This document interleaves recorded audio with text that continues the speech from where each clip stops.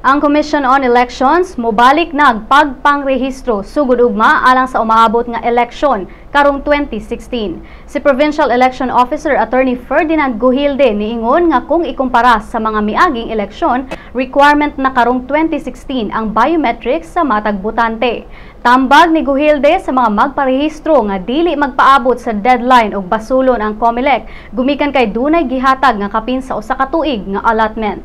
Ang magparehistro giawhag sa pagdala og balido nga ID sama sa school o company ID, passport, driver's license ug ubang government-issued identification cards.